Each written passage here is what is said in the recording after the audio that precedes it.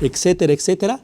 Muchas veces para empresas que son comercializadoras o empresas que son de servicios, pues para ellos esta erogación puede ser un gasto, porque independientemente yo tengo que pagarle el sueldo de la recepcionista, haya o no haya un ingreso, yo lo tengo que pagar. Pero ¿qué tal el sueldo que yo le pago a las personas que manejan todas esas maquinarias y que producen los productos que posteriormente voy a vender? Aquí sí, esa erogación sí va relacionada con la obtención de un ingreso futuro. Entonces aquí por eso las primeras láminas tratamos de explicar de que para llegar a todo este contexto, pues hay que primero conocer el tipo de sociedad a qué me dedico para que posteriormente, identificando el tipo de sociedad y a qué actividad me dedico, yo pueda diferenciar entre estos conceptos. Entonces, mientras en una empresa o una sociedad, organización económica que se dedica a la prestación de servicios, esos sueldos que les pagas a los administrativos no son gasto, muy probablemente en una empresa comercializadora o de transformación o manufacturera, pues esos sueldos que tú le pagas a las personas que manejan las máquinas para producir un producto no es una erogación considerada como un gasto, sino es un costo. Entonces aquí es la diferencia importante, muy importante, entre un costo y un gasto.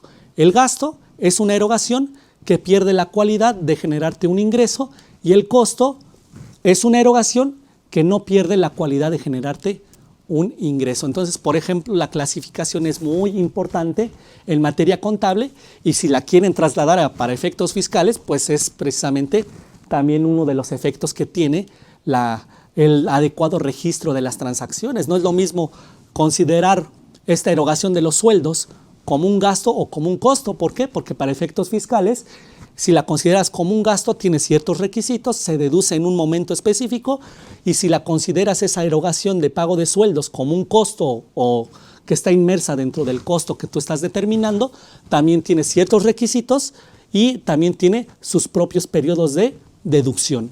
Entonces es muy importante que nosotros conozcamos esta clasificación de costo y gasto. Otro de los conceptos importantes es el de utilidad, que como veíamos al principio, pues prácticamente es uno de los objetivos que tienen lo que son las organizaciones económicas lucrativas, la obtención de utilidades. Y en general prácticamente todas las organizaciones económicas como objetivo tienen un beneficio. En algunas que son mercantiles se les llama utilidades, a las que son de carácter civil o no lucrativas se les puede llamar rendimientos, pero todas nos llevan a este concepto. ¿Y qué es una utilidad o un rendimiento? Pues prácticamente es la diferencia aritmética entre los ingresos y las erogaciones, cuando los ingresos siempre son mayores. Entonces, cuando yo tengo un ingreso de un periodo, lo comparo o lo confronto con las erogaciones de ese mismo periodo. Si los ingresos son mayores, pues estoy en presencia de una utilidad o de un rendimiento en ese periodo. Y al contrario, con la pérdida, pues es lo contrario. Cuando en un mismo periodo confronto los ingresos y confronto las erogaciones, y estas erogaciones son mayores a los ingresos. En ese momento ya tengo una pérdida que prácticamente pues casi no es no es el objetivo comúnmente de las sociedades. Las sociedades muy probablemente se crean para obtener rendimientos u utilidades. Sin embargo, muy probablemente a lo mejor el objetivo de ciertas organizaciones económicas es perder, no sabemos. Todo depende de las transacciones económicas que se realicen. Pero bueno, estos son conceptos básicos que debemos de entender precisamente y que van inmersos en la contabilidad. Debemos que saber, cuando nos hablan de un activo, ya sabemos, bueno, un activo se refiere a que es un bien o un derecho que tengo como sociedad. Cuando me hablan de un pasivo, son todas las obligaciones, deudas y compromisos que tengo con terceros. Cuando se habla de capital, son las aportaciones que hacen los socios y adicionalmente todos los resultados, ya sean positivos o negativos, que en este caso pueden ser utilidades o pérdidas, pero que también van conformando este capital contable. Cuando me hablan de ingreso, pues son todos los recursos que yo tengo en el negocio, derivados esencialmente de la actividad preponderante o de algunas otras actividades relacionadas con mi actividad. Cuando me hablan de costo y gasto, pues tengo que tener en consideración que sí hay una gran diferencia entre ser un costo y ser un gasto, y la principal diferencia es que el costo siempre te va a generar un ingreso o siempre va aparejado de un ingreso en el futuro. El gasto pierde esa cualidad de generarte un ingreso. Y entonces aquí ya conociendo básicamente estos conceptos, que son los conceptos básicos de la contabilidad, pues ya puedes entender con mayor precisión lo que es precisamente la información financiera. Y dentro de esta información financiera pues tenemos esta ecuación contable básica que muchos han escuchado o es muy común cuando hay pláticas de contadores. La ecuación básica contable ya sabemos que es que el activo va a ser igual al pasivo más el capital contable. Acuérdense que el activo, ya como lo vimos, son todos los bienes y derechos que yo tengo.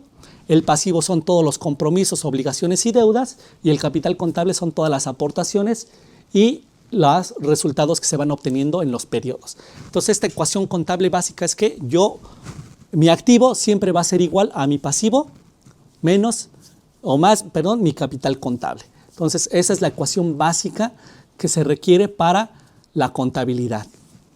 Y obviamente, pues aquí esta ecuación básica puede tener algunas variaciones.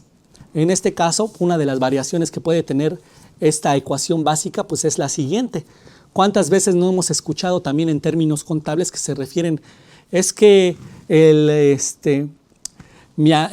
capital contable es el activo neto de las sociedades, ¿no? Entonces se refiere precisamente a esta ecuación donde el activo menos el pasivo me va a dar el total del capital contable. Es lo que nosotros denominamos como en otras ocasiones o como muchos pueden llamarle al capital contable, que es el activo neto de las sociedades. ¿Por qué? Porque aquí yo estoy tomando todos los bienes y derechos que tiene la sociedad, le estoy restando todos los compromisos y obligaciones y la diferencia entre ambos va a ser el ¿qué? El capital contable, o sea, es el activo neto de las sociedades. Entonces, estas ecuaciones contables son básicas y debemos de tener en cuenta que siempre debe de haber una dualidad económica. Y vamos a ver cómo las transacciones económicas pues afectan precisamente esta ecuación contable. Entonces, vamos a ver, miren, por ejemplo, una aportación de capital.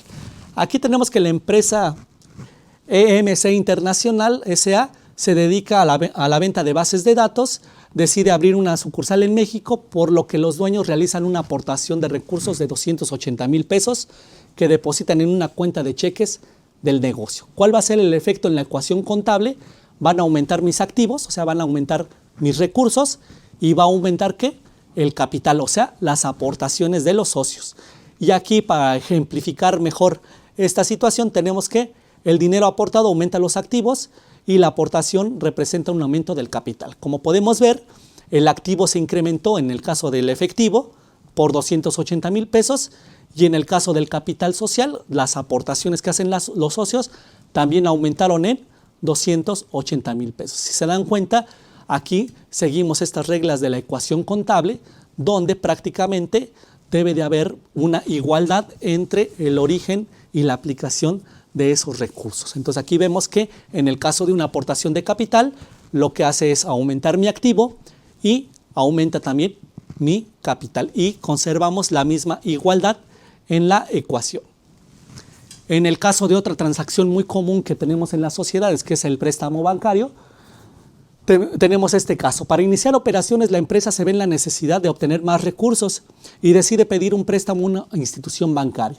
Dicho préstamo es por la cantidad de 100,000 pesos y firman un documento por pagar, cuya dicha cantidad, un documento por pagar a una tasa de interés del 20%.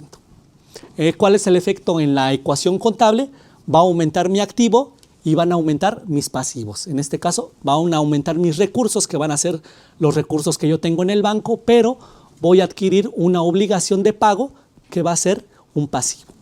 En este caso, para ver el ejemplo numérico, tenemos que el activo se incrementó en 100,000 pesos, nuestra cuenta de banco o el efectivo se incrementa en 100,000 pesos, pero también se incrementa las obligaciones que yo tengo de pagar con documentos por pagar por 100,000 pesos. Entonces aquí podemos ver que también esta transacción de un préstamo bancario también tiene un impacto en esta ecuación contable. Por un lado aumenta mi activo y por otro lado también aumenta mi pasivo. Vamos a ver otro ejemplo. En este caso, la renta de un local. ¿Cuál sería su impacto en esta ecuación contable? Tenemos que la empresa decide rentar un local cuyo costo mensual es de 100,000 pesos y se realiza el primer pago del mes de la renta. Entonces, ¿cuál va a ser el efecto en esta transacción económica? Lo que vamos a hacer es que va a ser una disminución de mis recursos y una disminución de mi capital.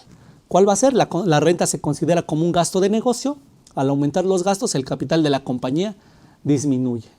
Para efectos numéricos tenemos aquí que el activo disminuyó. Yo tuve que sacar recursos de la sociedad para pagarle a la persona que me va a rentar y obviamente esos recursos que yo estoy sacando van a ser en demérito de las utilidades que yo tenga posteriormente, o sea, en el capital contable. Entonces aquí la ecuación, como se dan cuenta, disminuye mi activo y disminuye mi capital. ¿Cuál va a ser otra de las operaciones? Vamos a tener el pago a proveedores. Se realiza un pago por 10,000 pesos correspondiente a la deuda que se tiene con la surtidora de oficinas SADCB. Entonces, aquí el efecto contable en la ecuación es precisamente una disminución de mis activos y una disminución ¿de qué? De mis pasivos. Al yo pagar esa deuda que yo tengo con X proveedor, lo que voy a hacer es que una disminución de mi recurso, que es mi efectivo, y una disminución también ¿de qué? De esa obligación que yo tenía. Si se dan cuenta, también la ecuación contable aquí cuadra y tenemos el mismo resultado. Disminuye mi activo por 10,000 pesos y disminuye el compromiso o la cuenta por pagar que yo tenía por 10,000 pesos.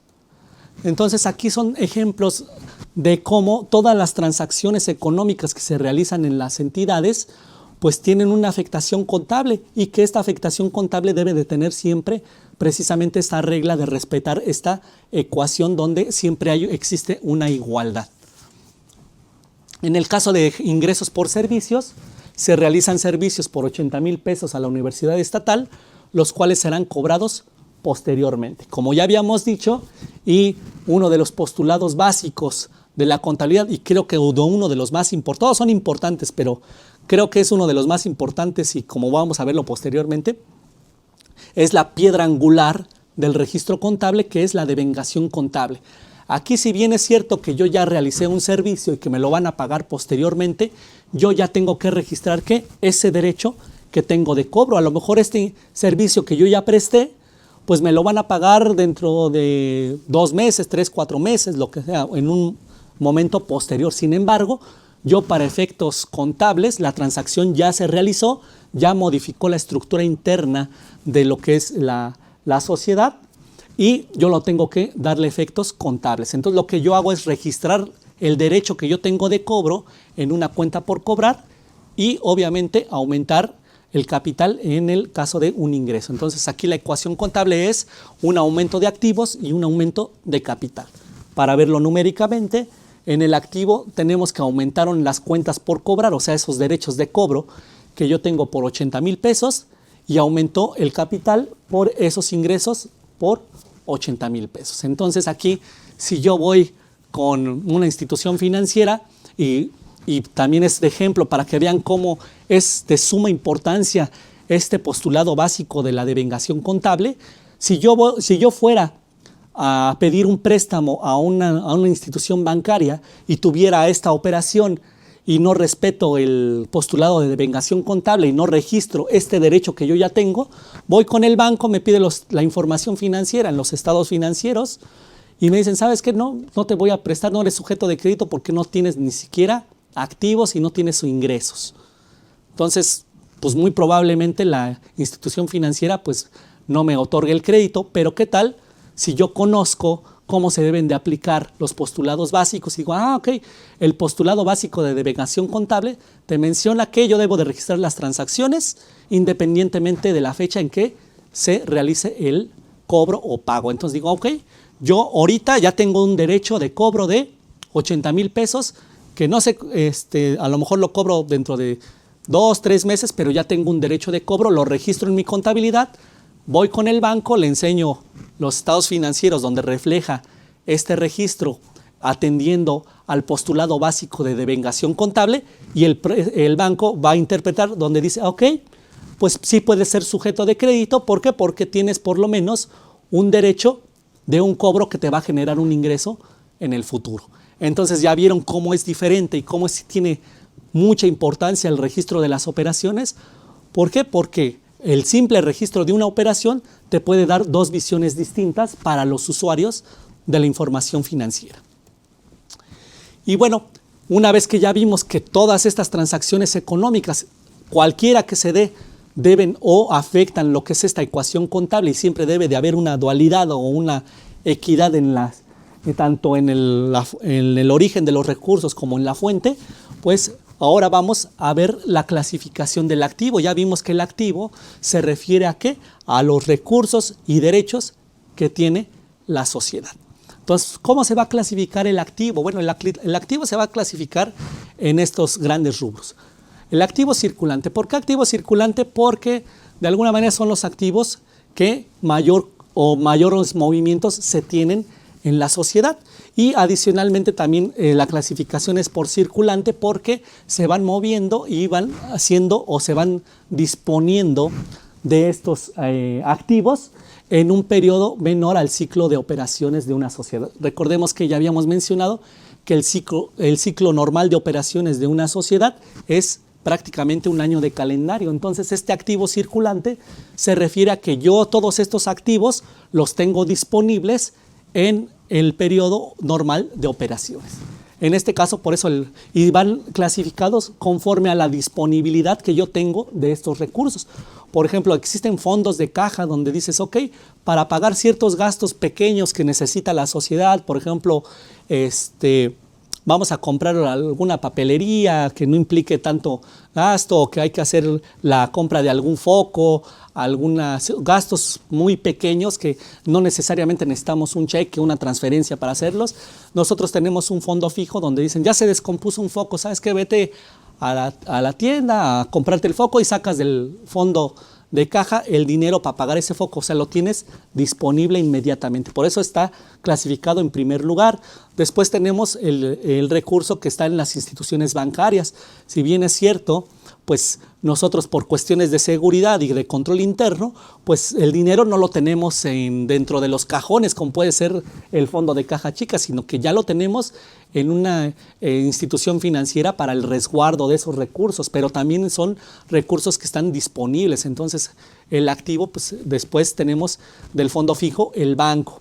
Después las inversiones temporales, también como su nombre lo dice, son inversiones que yo tengo que solamente van a ser de carácter temporal, que en cualquier momento o en un determinado plazo menor a un año, pues yo las puedo retirar y disponer de ese recurso. Las cuentas por cobrar son también uno de los activos de mayor disponibilidad, en los cuales pues son cuentas o derechos que yo tengo de cobro para mis clientes, y que estas cuentas pueden ser a 30, 90, 60 días, pero también tienen una recuperación o una disponibilidad menor al ciclo normal de operaciones. Los inventarios también son considerados como parte del activo circulante, donde tú compras un producto y así como lo compras, posteriormente lo puedes vender. Es de fácil disponibilidad. Incluso también estos activos o estos inventarios muchas veces se pueden utilizar para la misma actividad de la sociedad en algunas ocasiones. Y bueno, los anticipos de impuestos también son considerados como activos circulantes. O sea, se empiezan a clasificar el activo de acuerdo a ¿qué? A la disponibilidad. El activo más disponible es el efectivo que yo tengo en la caja de la secretaria y que sirve para pagar los gastos que se van sucediendo o gastos menores que van sucediendo en el transcurso de las operaciones. Y así posteriormente se van clasificando los otros activos. Tenemos el caso del activo fijo, que no es más que las plantas, propiedades y equipo, que se clasifican precisamente, son todos aquellos bienes tangibles que son propiedad de la sociedad y que el propósito es de utilizarlos en el transcurso de las operaciones y no venderlos. Por ejemplo, los mobiliarios de oficina, el equipo de cómputo, los equipos de transporte, que van a ser bienes tangibles que tú vas a utilizar o que tú los adquieres con el propósito de ¿qué? De utilizarlos para la operación o las actividades normales de la sociedad, y ni en ningún momento el propósito es venderlos. Quizá a lo mejor ya puedan haber otros supuestos por los cuales los puedas vender, pero inicialmente estos activos tangibles los adquieres con el objetivo de utilizarlos para la operación y no venderlos. Y entre la clasificación de estos activos tangibles, que son los de planta, propiedad y equipos o llamado activo fijo, tenemos los que son sujetos a depreciación, los que no son sujetos a depreciación y los que son sujetos a agotamiento. Posteriormente vamos a ver también qué es una depreciación, porque es un punto también en los cuales hemos observado que fallan muchos contadores en lo que es el registro de la depreciación. Más adelante lo vamos a ver con más detalle, pero mientras les puedo mencionar que los activos fijos sujetos a depreciación pueden ser las construcciones, las maquinarias y equipo, el equipo de transporte, el equipo de cómputo, el mobiliario de oficina y bueno, tenemos también una cuenta complementaria de estos activos que es la depreciación acumulada. Posteriormente vamos a tener más a detalle este concepto. ¿Cuáles son los sujetos no sujetos a depreciación? Pues hay activos que con el paso del tiempo pues su valor aumenta, lo que ya platicábamos anteriormente en el caso, por ejemplo, de un terreno que yo lo adquiero hace 20 años en 100,000 pesos y ahora ya tiene un valor quizá a lo mejor de 1 millón, 2 millones de pesos. O sea, pasó el tiempo y estos activos se van revaluando o van teniendo una plusvalía, ¿no? Dependiendo de precisamente las condiciones en donde se encuentre precisamente este activo. Pueden ser activos no sujetos a depreciación, los más comunes son los terrenos, que les digo que estos no se deprecian. Vamos a ver más adelante el concepto de depreciación para que lo tengan más claro. Sino que al contrario, conforme va pasando el tiempo y conforme se vaya, a lo mejor hace 10 años o hace 20 años que adquirí ese terreno, pues era el terreno y alrededor no había ninguna situación urbanizada. Pero conforme va pasando el tiempo se va urbanizando y obviamente ese terreno, el valor de ese terreno se va adquiriendo o va teniendo plusvalía. Como la plusvalía que dicen que va a tener el rancho o la quinta del presidente, ahora que hagan el Tren Maya, ¿no? Entonces, lo mismo pasa con este tipo de activos. Y los activos que son fijos, que son sujetos a agotamiento, que prácticamente son los yacimientos, minas y bosques madereros. Entonces, es otra clasificación del activo que podemos tener. Aquí tenemos una pregunta vamos a ver.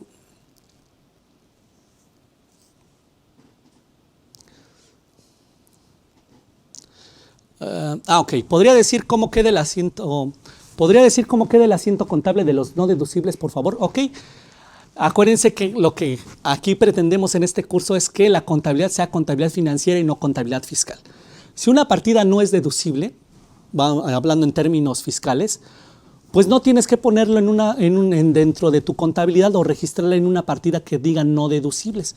Si es un concepto, por ejemplo, lo que poníamos de ejemplo, un pago de una papelería y no te dieron el comprobante fiscal y por no tener requisitos fiscales para efectos de deducir o de deducción no lo vas a poder hacer, lo que hacemos es mandarlo a una cuenta que se llama no deducibles. Esto es erróneo. ¿Por qué? Porque no respeta lo que es la sustancia económica. Nosotros debemos de mandar esa erogación, sea deducible, tengas comprobante, no tengas comprobante. Si la erogación se dio, tú la tienes que mandar a papelería, a una cuenta de papelería. Si hay IVA, lo mandas al IVA y el abono al banco. Ese es el registro contable correcto. En el caso que tú quieras saber que esa partida no la vas a poder deducir para efectos fiscales, lo que puedes hacer es contabilizar esos no deducibles en las llamadas cuentas de orden, donde esas cuentas de orden no nos van a afectar lo que es la estructura de la información financiera. Simplemente esas cuentas de orden nos van a identificar esa contingencia y nos van a decir, ¿sabes qué? Este importe por la papelería no lo vas a poder deducir cuando hagas tu contabilidad fiscal. Entonces el asiento para los no deducibles en el caso de la papelería podría ser cargo a papelería, cargo al IVA acreditable, abono al banco y en las cuentas de orden, si la papelería te costó sin IVA 100 pesos, cargo a la cuenta. Es más, muchas veces se complican con el nombre de estas cuentas. Acuérdense que las cuentas de orden sirven para identificar alguna contingencia o compromiso o un recordatorio. Y muchas veces también en algunos foros he escuchado que son muy rebuscadas los nombres que se le dan a estas cuentas de orden. No te compliques la vida, simplemente ponle Partidas no deducibles, cuenta de orden deudora, partidas no deducibles, cuentas de orden acreedora.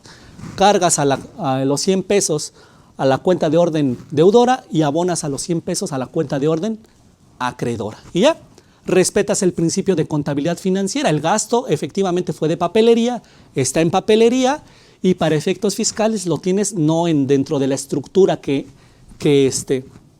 modifica la información financiera, sino lo tienes en las cuentas de recordatorio y cuando haces tu conciliación fiscal contable o tu contabilidad fiscal, te vas a esas partidas o esas cuentas de orden y ahí tienes el importe de esas cuentas que no vas a poder disminuir para efectos fiscales. Espero que haya podido contestar la pregunta.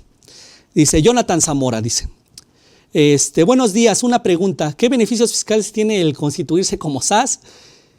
Y dado caso por elegir una SAS y no el RIF. Bueno, los beneficios corporativos, vamos a empezar por los beneficios en materia de negocios, es que una sociedad por acciones simplificadas te da una fuerza más corporativa, una visión más corporativa.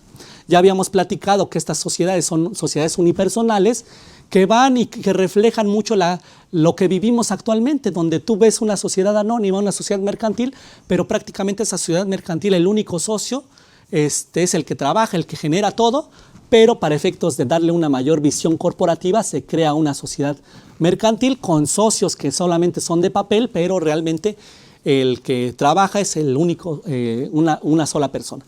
Entonces, viendo esa realidad que tienen los negocios actualmente, se crean y se toman estas sociedades unipersonales que vienen de Europa, las toman aquí para efectos nacionales y bueno, pues tú puedes constituirte en lugar de un RIF o un RIF como una sociedad por acciones simplificadas y te va a dar un efecto más corporativo.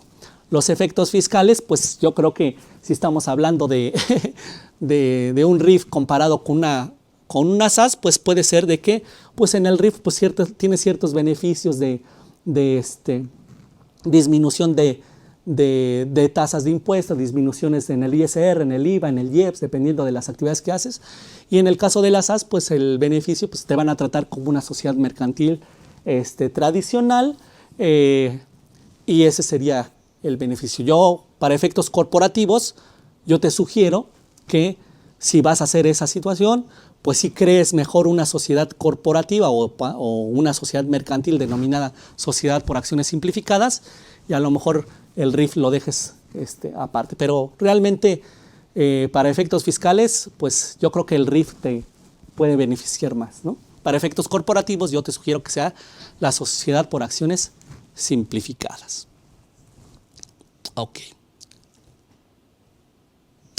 César Reyes nos puede dar un ejemplo de un asiento contable de cuentas de orden. De antemano, muchas gracias. Feliz día. Ok.